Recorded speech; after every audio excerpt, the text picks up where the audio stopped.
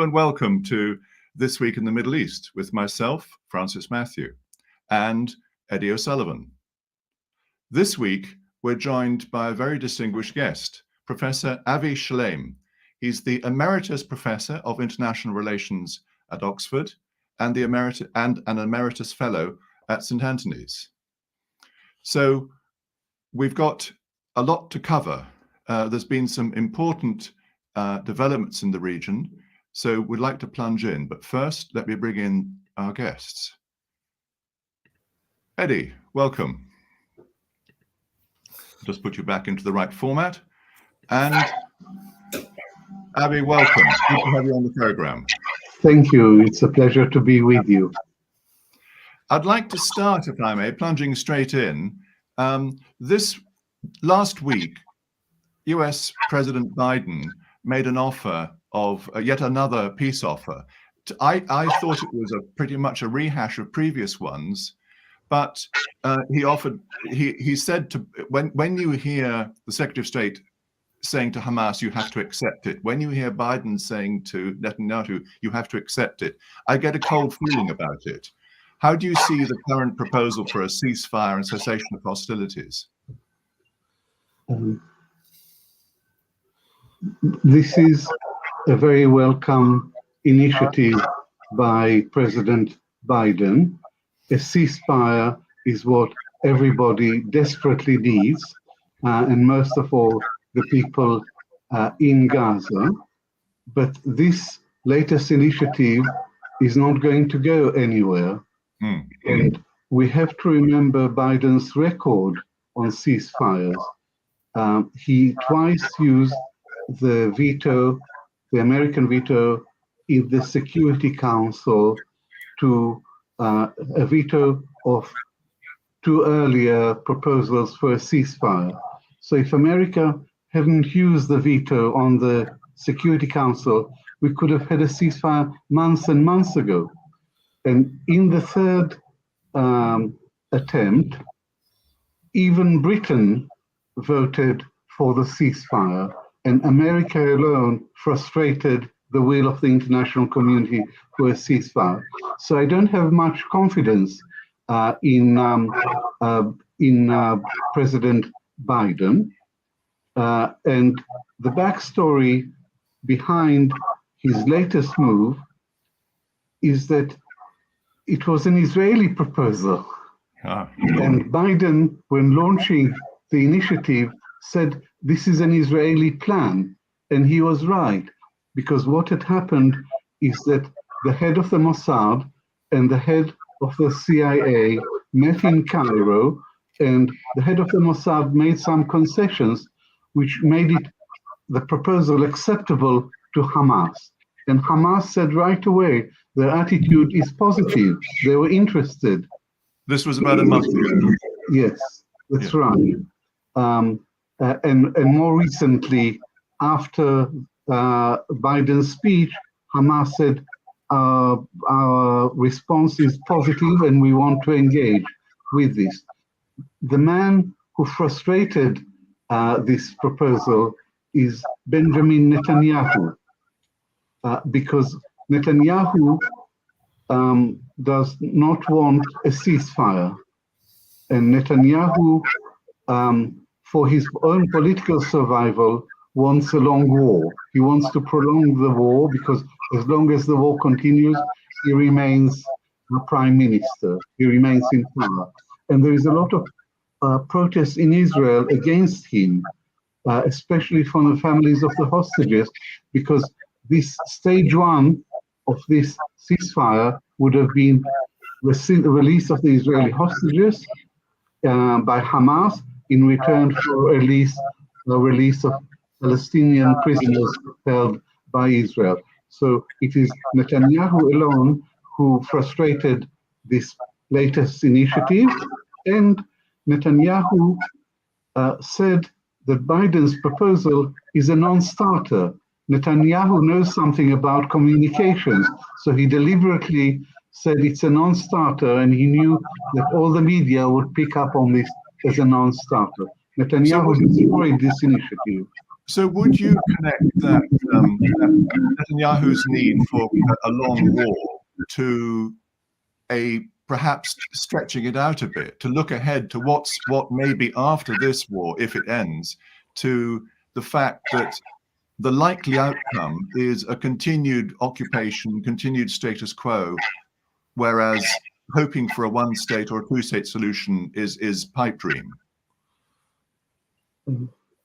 Netanyahu's declared war aim is the destruction, the eradication of Hamas. Correct. And this is a totally unrealistic war aim. Hamas cannot be eradicated. An army can destroy an organization. An army cannot kill an idea. And Hamas is an idea. It's the idea of Palestinian freedom, Palestinian independence, and above all, Palestinian resistance to the occupation. So the resistance will continue. That's the declared aim, and it can never be achieved. And another aim is indefinite Israeli security control over Gaza. But how would this aim be achieved?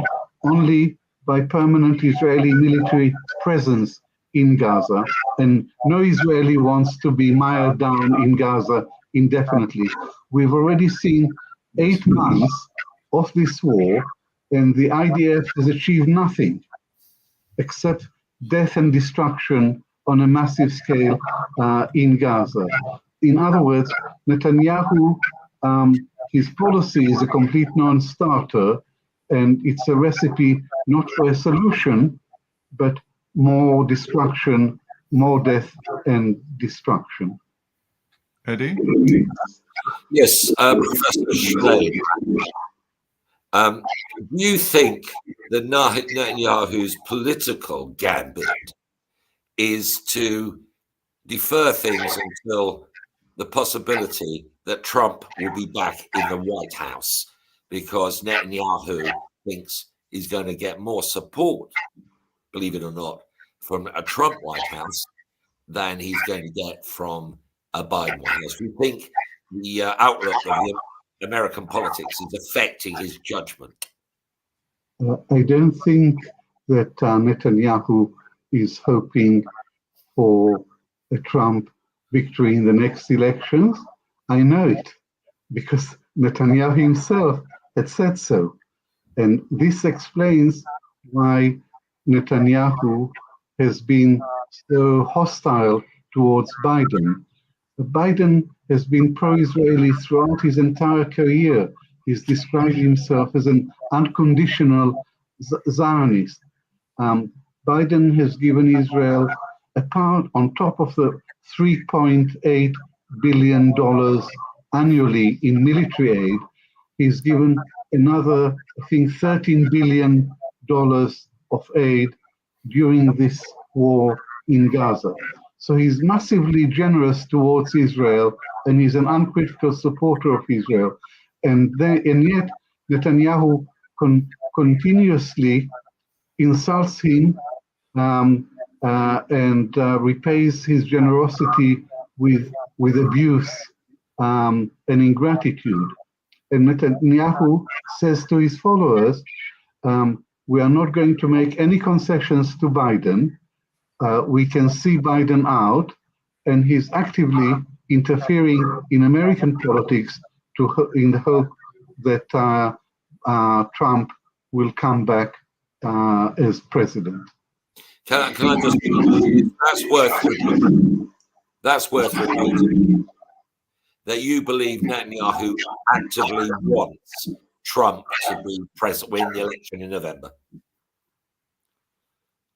Yes, and Netanyahu doesn't try to conceal that is his hope.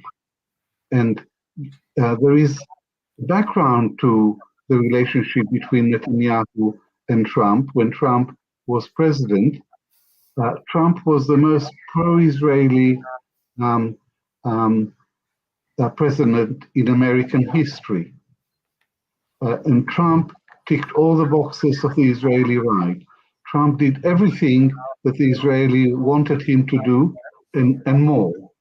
He moved the American embassy from Tel Aviv to Jerusalem.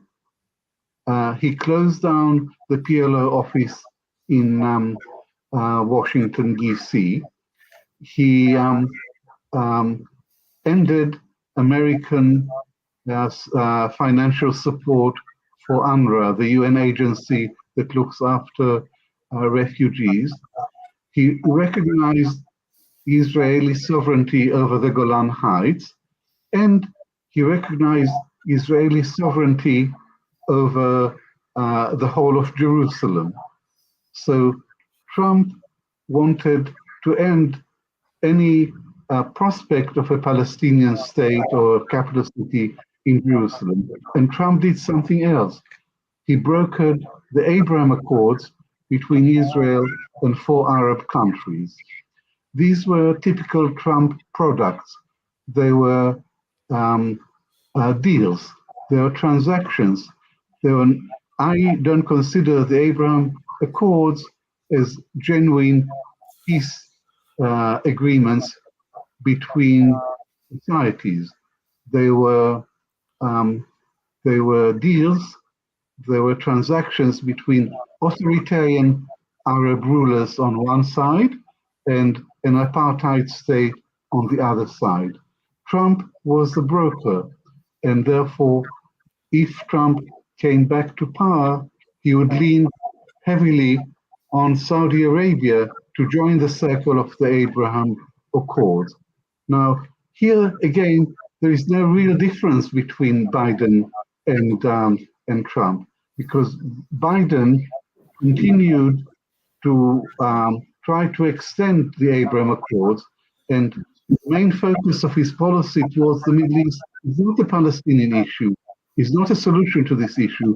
The main focus has been to put pressure on Saudi Arabia to make peace with Israel, but he hasn't been able to achieve that.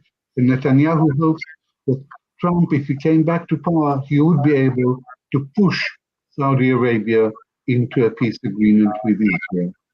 But the Saudis have always been quite clear, going way back to the Abdullah Plan and then what became the Arab Peace Initiative, that complete peace was on offer if the Palestinians have a state. And the Saudis have been they might talk about it and they might arrange to work with Israel in some way, particularly in the context of Iran. But they've been very tough on the fact that the Palestinian state needs to exist if they're going to come into some such deal. This is a very important point. The Saudis sponsored what became the Arab Peace Initiative. And the Arab Peace Initiative was endorsed by a summit meeting of the Arab League in Beirut in 2002. This is the deal of the century. This is what Israel had always been asking for before 1967. And the Arab Peace Initiative offers Israel peace and full normalization with all 22 members of the Arab League in return for an end of occupation and a Palestinian state on Gaza and the West Bank with a capital city in East Jerusalem. So that's the Arab Peace Initiative. And Israel has always rejected it and disregarded it. And just think what a moderate plan this is, because it offered Israel peace and normalization in return for ending the occupation of only a fifth of mandatory Palestine. Correct. The West Bank and Gaza are 22% of mandatory Palestine, and Israel continues to reject this deal. Now, it seems to me that in Saudi Arabia, there are two schools of thought on this issue. One is the traditional Saudi support for the PLO and then the Palestinian Authority. And King Salman is a proponent of this traditional policy.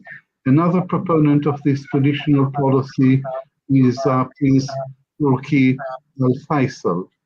But Mohammed bin Salman, the crown prince and the de facto ruler of Saudi Arabia, is a younger man with a different set of ideas, and he's interested in what is best for, he's interested in Saudi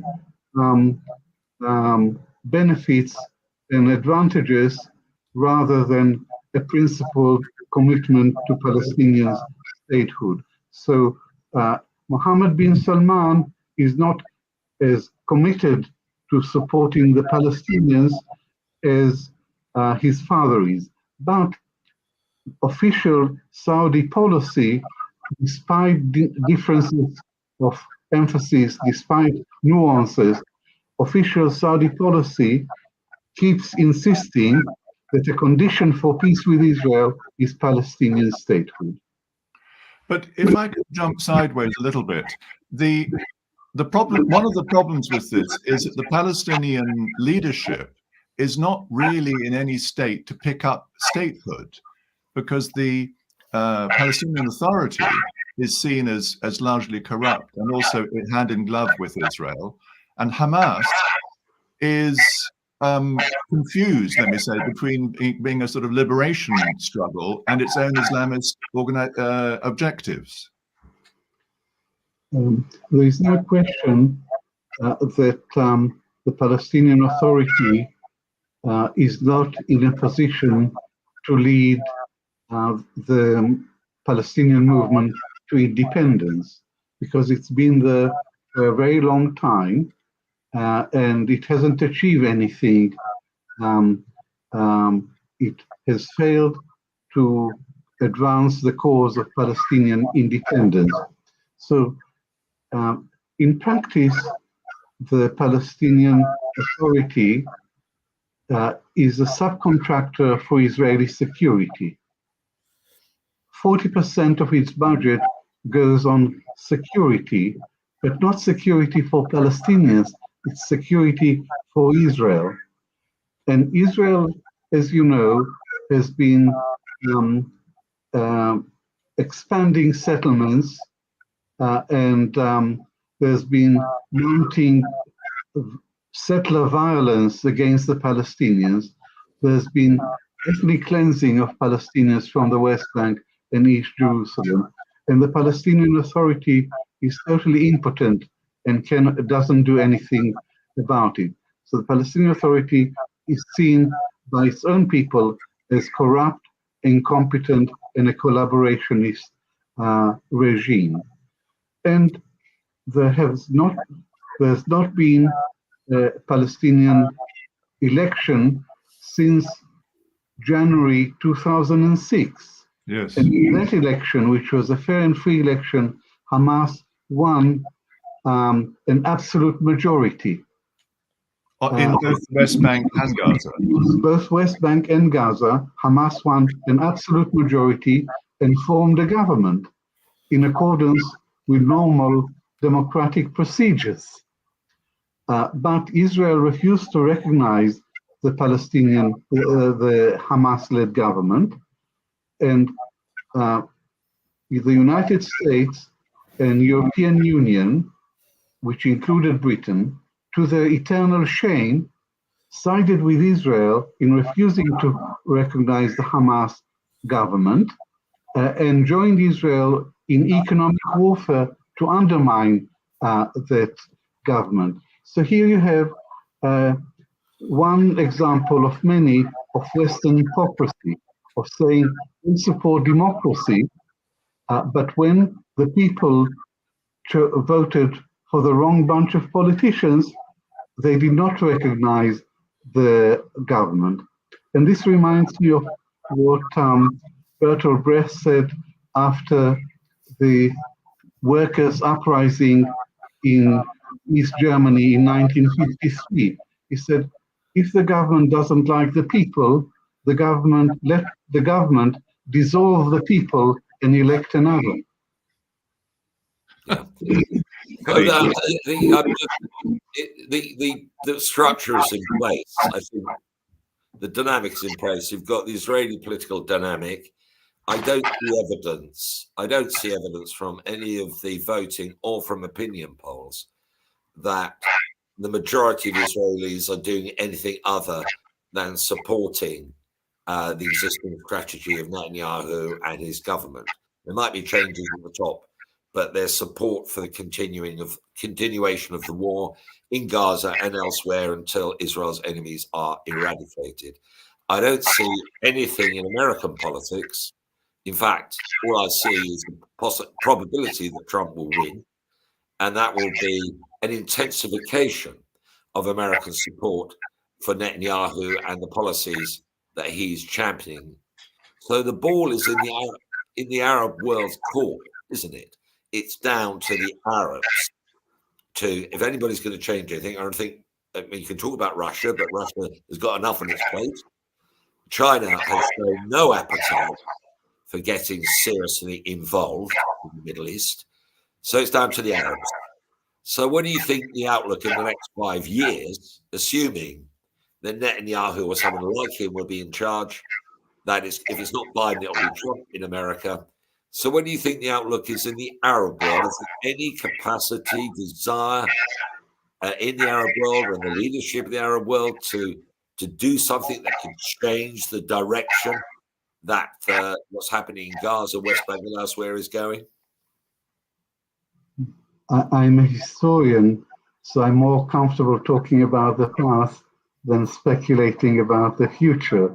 But since you asked me what the outlook is, I'll say a few things.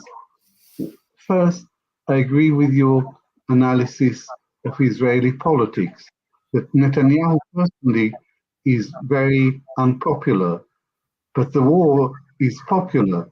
The Israeli public was completely unhinged by the Hamas attack on the 7th of October. And now the mood in Israel is to continue the war until Hamas is completely destroyed. And there is a feeling that Israel is entitled to do anything and that Israel is not subject to international law. So change is not going to come from inside Israel. There is no impulse for changing Israeli policy, whether or not Netanyahu remains in power. And America also doesn't represent any hope for change, because America doesn't use its leverage with Israel to change Israeli policy. And we have seen this in the last few months, that Biden said invading Rafah is a red line, but Israel invaded Rafah and he did nothing. And as long as America doesn't stop arms supplies to Israel, Netanyahu will continue to do whatever he likes. Now, you pin your hope, or you say the only possibility of change is in the Arab world, but I don't see any possibility of real change in the Arab world. In the Arab world, there is a disconnect between the rulers, between the regimes and the people. The regimes are pragmatic collaborationist regimes. They work with America and with Israel, and the people overwhelmingly are pro-Palestinian and anti-Israeli. And as Chas Freeman said to you in a recent podcast, 96% of Saudis want the other Abraham Accords countries to renege, to rescind the peace treaties with Israel. So that's the feeling throughout the Arab street. Strong opposition to Israel and a very powerful commitment and solidarity with the Palestinians. So what do the Arab rulers do in this situation? They adopt a hypocritical position. They make pro-Palestinian pronouncement to pacify the angry public, but their policies do not change. The policies are to work with Israel. And there's another point here. Having signed the Abraham Accords, these Arab countries, especially the UAE, are dependent on Israel. They've become dependent on Israel for military support, for arms, for spyware, for phone hacking equipment, for intelligence. So they are dependent on Israel and on America.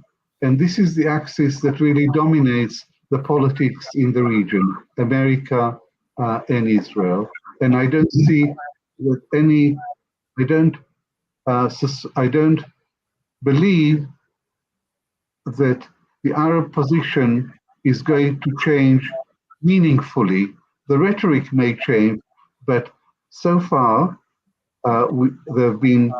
Israel has been devastating Gaza. Israel has been perpetrating not just death and destruction, but genocide in Gaza, and the Arab world has remained silent and impotent. So my feeling is that the only hope for change is from civil society worldwide. That's interesting, Professor Shlaim. Yes. Can I ask, Yeah. what do you mean by that, civil society worldwide? What does that mean? It means BDS, boycott, sanction, and divestment. This is a global grassroots movement against the occupation. Israel and its friends say BDS is anti-Semitic. I say that's complete rubbish. BDS is a non-violent movement, non-violent, non-violent, non-violent. And its main demands, an end of occupation, the right of return of the Palestinian refugees, and equal rights for the Palestinian citizens of the State of Israel. These are all enshrined in international law and UN resolutions. And it's this movement which has been gathering support worldwide. And it has also frightened the Israelis quite substantially. They've been quite vicious against it.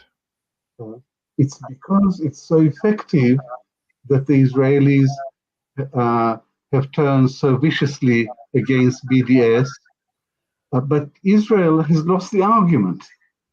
No one in his right mind supports apartheid. And if you look at Zionism today as represented by the Netanyahu government, Zionism today means only one thing. It means Jewish supremacy from the river to the sea. There is no other interpretation of what Zionism means under the present government. And no sensible and no decent person would support this regime in Israel. But look at our government, the British government, and how hypocritical it is. It says it supports a two-state solution, but it only recognizes one state, Israel, and it refuses to recognize the Palestinians as a state. It says the best solution would be for the two parties to come together and negotiate an agreement. But the reality is that the Netanyahu government refuses to have any peace talks with Palestinians. So the British policy is completely one-sided, blind support for Israel and total indifference to Palestinian rights. A few weeks ago, you were talking, and you said that Zionism, which you've just been discussing, when you grew up as an Iraqi Jew in Baghdad, your family said that Zionism is not for us. This is a Western idea, or an Ashkenazi Western Jew idea. So your own start there was that Zionism was not part of what you considered to be your outlook. Indeed, this comment from my mother, I quoted in my book, my autobiography, which came out last year. It's called 3 Worlds, Memoirs of an Arab Jew. And this book has aroused a lot of interest in the Arab world because I paint a picture of what the Middle East looked like before the emergence of the State of Israel in 1948. And there are substantial Jewish communities throughout the Arab world, in Lebanon, in Syria, in Egypt, and especially in Iraq, where there was a thriving Jewish community. And I was born in Baghdad. For my family and me, Muslim-Jewish coexistence was not a distant dream. It was the reality. Israel has changed everything and polarized and divided the Middle East. And since 1948, there have been endless Arab-Israeli wars. Since Israel withdrew from Gaza unilaterally, there have been, by my count, 8 military offensives in Gaza. The present one is the 8th, is the most devastating. So Arabs who were born after 1948 are very interested in my book because they didn't know that the face of the Middle East was so different. Now, my hope was that the Mizrahi Jews, the Jews of the Arab lands, would serve as a bridge between Israel and its neighboring Arab worlds. But the Mizrahim in Israel have been completely marginalized, and they have not had any positive effect on relations with the Arab world. But for myself, I still define myself as an Arab Jew because I lived in an Arab country, and I'm proud of my Jewish heritage, and I'm equally proud of my Arab heritage. But as a Jew, I feel that I have a moral responsibility to stand with the Palestinians in their hour of need, now more than ever, because the core values of Judaism are altruism, truth, justice, and peace. And the Netanyahu government is the negation of all of these core Jewish values. The essence of Judaism is non-violence, and I cannot think of a more violent and bloodthirsty and destructive ethno-national government than the present government in Israel. So as a Jew, I feel a moral duty to stand by the Palestinians. And this is more parochial in Oxford. In Oxford, for the last month, there's been student protest and a student encampment. Students have been living in tents in protest against the genocide in Gaza. And sadly, the Vice Chancellor has refused to engage with the students and has called the police to disperse an occupation. And I'm one of about 700 members of staff who support the students and support their demands for full disclosure and divestment from all companies that have anything to do with the Israeli occupation. But last week, I and another 11 Jewish members of staff wrote a letter to the Vice Chancellor in support of the students, because it's very, very important to point out that not all Jews are anti-Palestinian. Not all Jews support what Israel is doing in Gaza. Jews are not monolithic, and within the protests in Oxford, there are a large number of Jewish students as well. So to return to your point, Eddie, I believe in civil society, and the students represent what I hope will become a growing wave of international solidarity with the Palestinians. The students are always on the right side of history. The students are guided by principles, by justice, by morality, whereas university authorities and regimes are guided by self-interest. I was a history student at Cambridge in 1968 when there was a student protest against the Vietnam War in all campuses from Berkeley to Berlin. And that eventually had an impact on policy and led to the American withdrawal from Vietnam. And I'm hoping that this kind of protest, student protest, but not only student protest, the whole of the global South is up in arms. South Africa led the way with its charge of genocide against Israel in the International Court of Justice. This is a landmark. The International Court of Justice said that it's plausible to say that Israel is committing genocide. This has never happened before. So I think that public opinion is moving against Israel, against apartheid, and against Western hypocrisy. And I think we join you with that hope. Eddie, as we move to a close, what sort of last point do you have? Well, I'm in awe, actually, Professor Shlaim. Your contribution to proper understanding of this issue is unique. It's special. It's a major contribution. It was an educational process listening to you today, and I really appreciate it. The emphasis you're put about the future, and the fact you're not giving up any hope. You're not giving up hope like many people are about the prospects here. So I just want to say, Professor Shlaim, it's a joy meeting you, listening to what you say, and I wish you every success in your continuing efforts for the people of the Middle East. Thank you very much indeed.